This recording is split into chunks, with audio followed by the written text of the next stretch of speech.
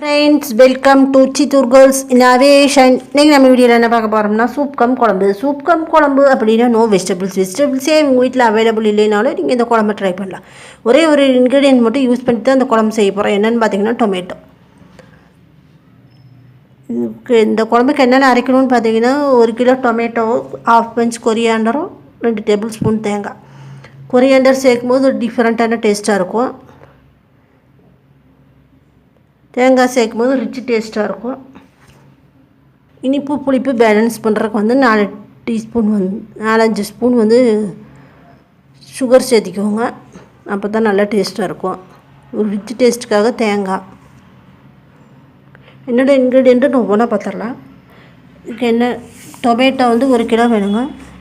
Oil வந்து 2 table spoon, mustard வந்து 1/2 teaspoon, fried chana தால் வந்து 1/2 டீஸ்பூனு, ஆனியன் வந்து மீடியம் சைஸ் பெரிய வெங்காயம், டர்மரிக் வந்து 1/2 டீஸ்பூன், சில்லி பவுடர் வந்து 3 டேபிள் ஸ்பூன்.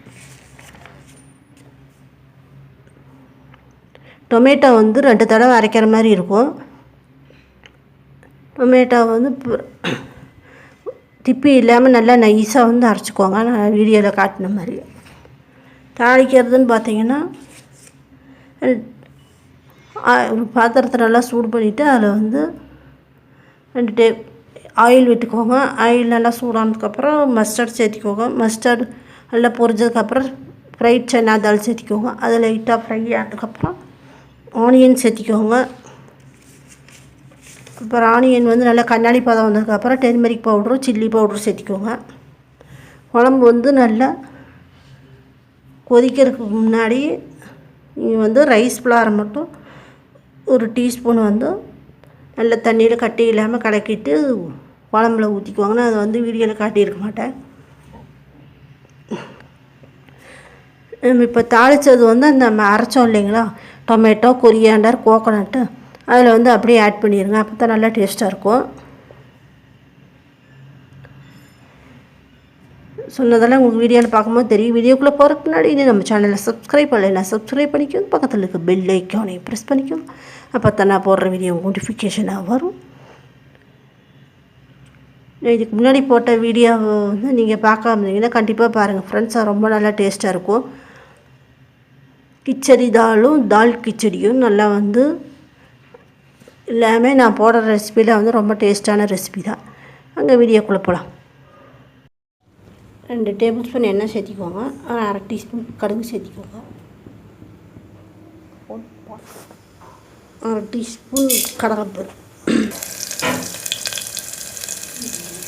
மீடியம் சைஸ் பெரிய வெங்காயம், கண்ணாடி பதம் வந்துடுச்சு வெங்காயம். 1/2 டீஸ்பூன் மஞ்சள்தூள், ஒரு 3 டேபிள் ஸ்பூன் மிளகாய் பொடி சேர்த்துக்கோங்க. வெங்காயம் ஆட் பண்ணிட்டு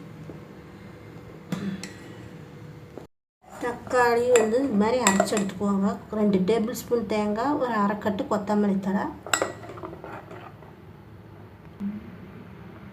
எல்லாமே வந்து சேர்த்து அரைச்சி 1 கிலோ தக்காளி வேணும் கிட்டத்தட்ட இந்த குழம்பு வைக்கிறதுக்கு. இது வந்து ஒரு திக்காக இருக்குது. நாங்கள் கொஞ்சம் தண்ணி ஊற்றி இதில் வந்து லிக்விட் ஆக்கிடுவோம். சூப்பு வந்து நல்லா டேஸ்ட்டாக இருக்கும். நமக்கு ஆயினதுக்கப்புறம் காட்டுறேன் குழம்பு ரெடியானதுக்கப்புறம். இதில் வந்து நம்ம 4-5 ஸ்பூன் சர்க்கரை சேர்த்துக்கிட்டோம்னா நல்லா டேஸ்ட்டாக இருக்கும். இனிப்பு புளிப்பு வந்து பேலன்ஸாக இருக்கும். கொதிச்சதுக்கப்புறம் 1 ஸ்பூன் உப்பு போட்டுக்கோங்க. நல்லா டேஸ்ட்டாக இருக்கும். குழம்பு வந்து இந்த கன்சிஸ்டன்சிலே இருக்கும். நீங்கள் வந்து 1 டேபிள் ஸ்பூன் அரிசி பொடி கூட கலந்துக்கலாம். நல்லா டேஸ்ட்டாக இருக்கும். சூப் கம் குழம்பு நல்லா டேஸ்ட்டாக இருக்கும். இட்லி, தோசை, சப்பாத்தின்னு எல்லாத்துக்கும் நல்ல சைட் டிஷ்ஷு, சாப்பாடுக்கும் நல்ல சைட் டிஷ்ஷு. ஈஸியாக வந்து வச்சிடலாம். இந்த கன்சிஸ்டன்சியில் சூப்பராக வந்துடும். கண்டிப்பாக ட்ரை பண்ணி பாருங்கள் ஃப்ரெண்ட்ஸ். அல்டிமேட்டாக இருக்கும் டேஸ்ட்டு.